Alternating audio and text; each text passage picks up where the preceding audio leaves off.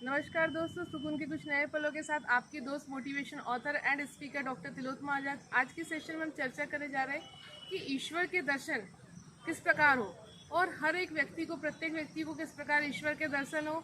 जी हाँ दोस्तों, बात एक सच्ची घटना है कि एक राजा था, बहुत ही धार्मिक था, प्रजा पालक था और वह बहुत ही श्रद्धावान था, भगवान की भक्ति किया करता था।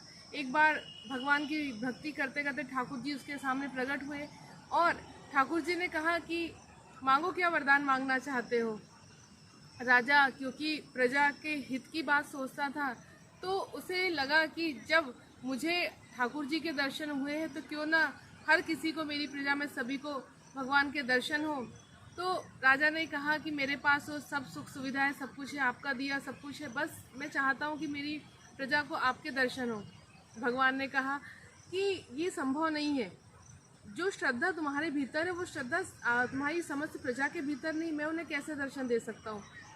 प्रजा पालक राजा जिद पर अड़ गए और जिद पर अड़ने के साथ कहने लगे कि नहीं प्रभु, आपको मेरे समस्त प्रजा सहित मेरे परिवार को दर्शन देना होगा। और भक्त वत्सल भगवान जो भक्तों की सुनने वाले होते हैं, उन्होंने राजा से कहा कि बिल्कुल मैं तुम्हारी समस्त प्रजा सहित तुम्हारे परिवार को दर्शन दूंगा। कल तुम अपनी समस्त प्रजा को लेकर जो नगर में पास ही में एक पहाड़ है उसके पास आ जाना और मैं वहीं पर तुम्हें दर्शन दूंगा। राजा प्रसन्न होकर नगर में प्रवेश किया और मुनादी करवा दी कि सभी कल इतने बजे सुबह एकत्रित होकर भगवान के दर्शन करने चलेंगे। परिवार में भी सभी को सूचना दे दी और अगले दिन सभी प्रजा एकत्रित हुई, साथ में परिवार के सभी सदस्य एकत्रित हुए, सेना के सभी लोग एकत्रित हुए और सभी राजा के साथ में चल पड़े भगवान के दर्शन करने के लिए। जब कुछ दूर चले तो देखा सामने एक बहुत ही विशाल तांबे के सिक्कों का पहाड़ दिखा। प्रजा के कुछ लोग उस ओर जाने लगे। राजा ने उन्हें रोका कि रुकिए, हम इसके लिए नहीं आए हैं, हमें तो भगवान के दर्शन करना है। लेकिन लोग नहीं माने और वहां पर उस सिक्कों के पास गए और पोटरी बांध बांध के सिक्के रखकर अपने घर को लौटने लगे।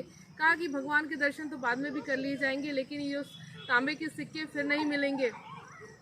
जो बचे हुए लोग थे राजा के साथ आगे बढ़े। राजा रानी और वो लोग आगे बढ़ते गए और आगे बढ़ने के बाद देखा कि एक चांदी से भरे हुए सिक्के का पहाड़ सामने खड़ा हुआ है। राजा रानी के साथ जो बाकी लोग थे वो भी उस पहाड़ की ओर दौड़ भागे।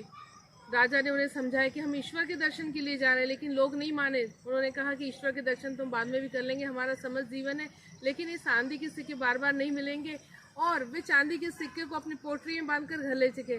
अब कुछ ही लोग बचे थे जो राजा के साथ थे, वो आगे चलने लगे। जैसे ही आगे चले तो आगे सोने के सिक्कों का पहाड़ दिखा और फिर जितने बचे हुए प्रजा थी समस्त सोने के सिक्के लेकर अपने पोटरी बांधकर घर की ओर निकल गए। अब सिर्फ और सिर्फ राजा और रानी बच गए थे जो ईश्वर के दर्शन करने के लिए आगे बढ़े। अब एक हीरो से भरा हुआ पहाड़ सामने आया और रानी का मन ललचा गया। रानी ने कहा कि मैं इस हीरो से को अपने साथ ले जाऊं। और राजा ने रानी को बहुत समझाया, लेकिन रानी नहीं मानी और पोटली बांधने लगी। यहाँ तक कि उसने अपने दुपट्टे में भी हीरे बांधने लगी और यहाँ तक कि जब दुपट्टे में बांधे तो उनके कुछ वस्त्र नहीं पड़ गए, पर रानी नहीं मानी और राजा समझाए समय थक गए और रानी को वहीं छोड़कर राजा आगे बढ़ गए। जब राजा आगे बढ़े तो देखा कि चतुर्भुज नारायण दर्शन देने के लिए साक्षात सामने खड़े हुए हैं।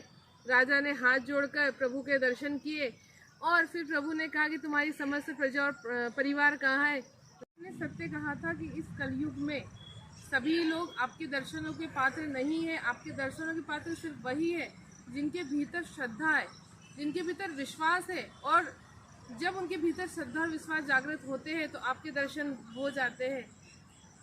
और जब आपके दर्शन होते हैं तो जीवन में समस्त कामनाएं समाप्त हो जाती है और जीवन का हर पल सुकून और आनंद से परिपूर्ण हो जाता है। सुकून और आनंद के कुछ नए पलों के साथ आपसे पुनः मुलाकात होगी। तब तक के लिए जय हिंद, जय भारत। आपको मेरा ये वीडियो पसंद आए तो इसे लाइक, सब्सक्राइब और शेयर करना ना भूलिए।